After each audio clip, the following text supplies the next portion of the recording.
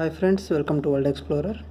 Today we are discussing about why we are using different colors of cannulas in hospital and what is the difference between the microset and macroset and the microset which we use usually in hospital for the IV infusion. For this we need to have some basic theory, so that we are going to discuss today. Okay, so let's start with IV cannula. We have different colors of cannula ranging from 14 gauge to the 24 gauge. So colors of 14 gauge is orange, 16 gauge is gray, 26 gauge is violet, and green is 18 gauge, blue is 22 gauge, pink is 20 gauge, and yellow is 24 gauge. So now what is the difference between these gauges?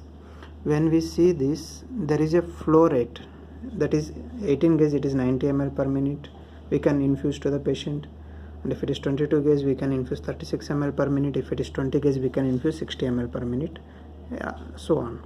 And this is the diameter of the needle, that is 1.3 mm, and the length of the needle is 45 mm in 18 gauge, and when we need to give large fluids we use 18 gauge, and if it is an infant or neonate we use 26 gauge, that is the violet. So these things are very much important for us to know, and why we are using different types of cannulas. So this is for your reference. You can cross check how much fluid we can give usually. If it is 14 gauge we can give maximum 250 to 300 ml per minute, and if it is 18 gauge we can give only 90 ml per minute, and again there are ranges. For green it will be around 100 to 120 ml, for blue it is 25 to 50 ml, and for pink 50 to 80 ml we can infuse in a minute. So next thing is, whenever we see an IV cannula we will see the terms such as non-toxic, pyrogen free, sterile, latex free. What is non-toxic? It is nothing but not poisonous. Pyrogen free means free from fever causatives. Sterile means free from bacteria and the spores. Latex free, some people are having rubber allergy, so to avoid this we need to give latex free material. And single use only, it is represented as 2 crossed. Okay, usually these cannulas are sterile with the help of ethylene oxide. So some of the precautions we have to follow: do not use if your package is damaged, check the expiry date, discard after single use, store in a cool and dry place. Now we are going to discuss in detail about this topic, that is called pyrogen free. What is pyrogen? Pyrogen are the endotoxins which are usually released by the gram-negative bacteria, which can cause fever in a patient. And there are non-endotoxic pyrogens. These are not released from the gram-negative bacteria, but it may be the chemicals which can cause fever in the body. So whenever a cannula is coming into the hospital, it has to undergo a biocompatibility test. That means this is a test which assesses the material mediated pyrogenicity. That means whether this material which we are using can cause fever or not. It should be tested, and for this they use rabbit pyrogen test. What is rabbit pyrogen test? They inject the extract of substance into the rabbit and they record the temperature for a scheduled period of time, and then they confirm the biocompatibility. There are 2 tests to check the biocompatibility, that is Limulus amoebocyte test, and second thing is recombinant factor C assay test. What is Limulus amoebocyte test? Here we are seeing the test with the help of gelation method. We are using Limulus lysate, and we are adding the equal amount of dilution of 10-fold dilution series of a sample, and we incubate, and then we see whether there is a clot formation or not by inverting the test tube.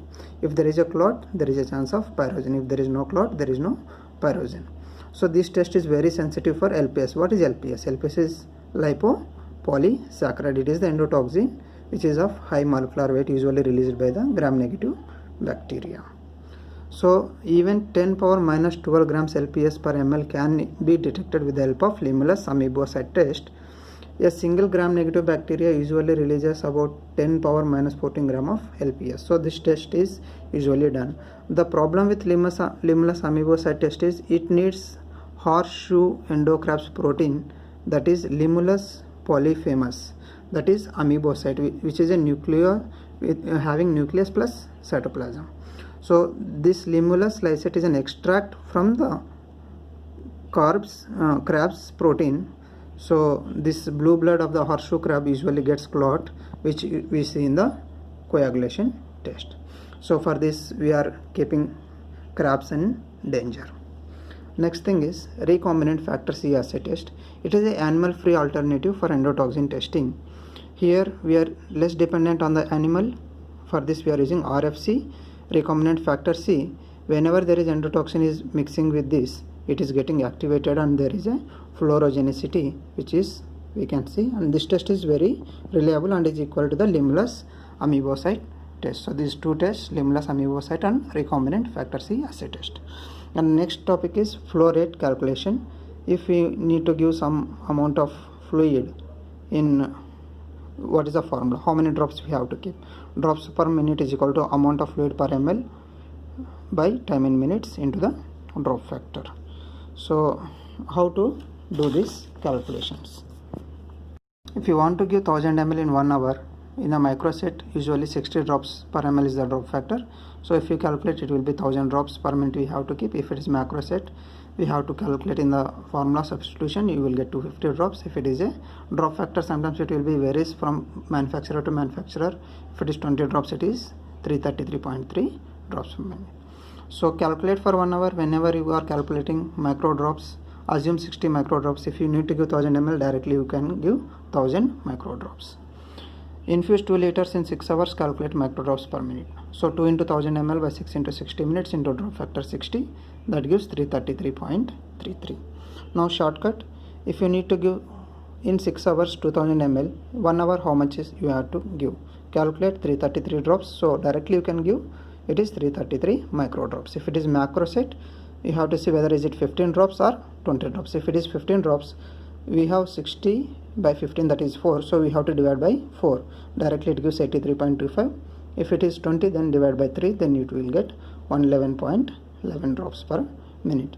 So this drops calculation is very much essential when you are working in ICU or in a hospital, and it's very easy. It can be done even with the help of mind. Just remember the formula, or else if you don't remember, just calculate for 1 hour. Directly the amount of fluid which you give in ml in 1 hour is equal to the number of micro drops. And if you know that 1 micro drop or macro drop, 1 micro drop is 15 ml, 60 drops micro drops is equal to 1 ml, macro is 15 mega drops is equal to 1 ml. So again it varies as per the manufacturer, so you have to check with the IV set.